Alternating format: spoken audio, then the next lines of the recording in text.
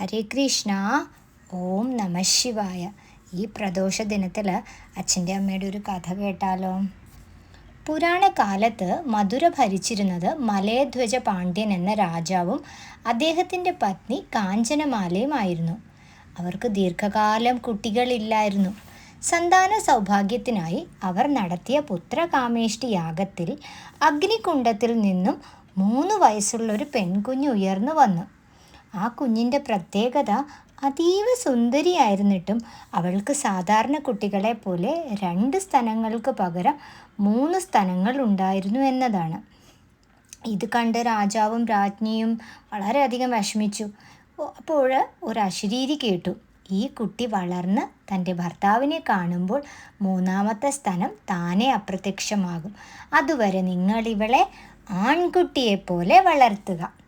ഈ അശരീരി കേട്ട് സന്തുഷ്ടരായ രാജാവും രാജ്ഞിയും ആ കുട്ടിയെ തടാതകൈ എന്ന പേര് നൽകി. ഒരു പുരുഷനെ പോലെ സകല വിദ്യകളും യുദ്ധതന്ത്രങ്ങളും പഠിപ്പിച്ചു വളർത്തി.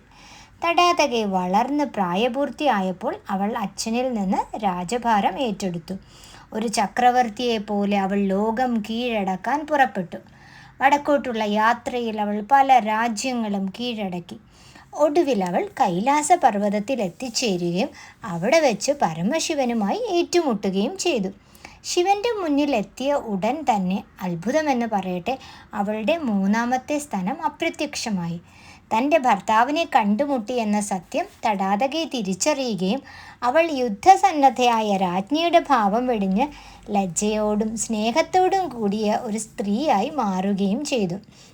ഈ സമയം മഹാദേവൻ അവളോട് മധുരയിലേക്ക് മടങ്ങാൻ ആവശ്യപ്പെട്ടു.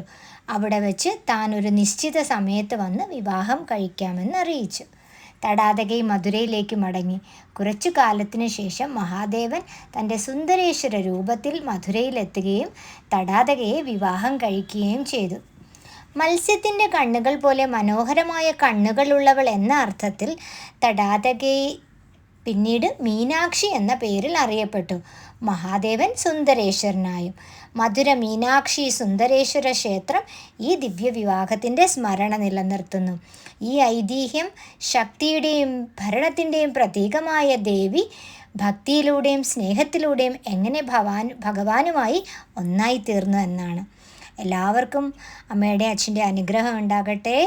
ശംഭോ മഹാദേവ. അമ്മയപ്പ ദേവാദിദേവ കാത്തുകൊള്ളണേ.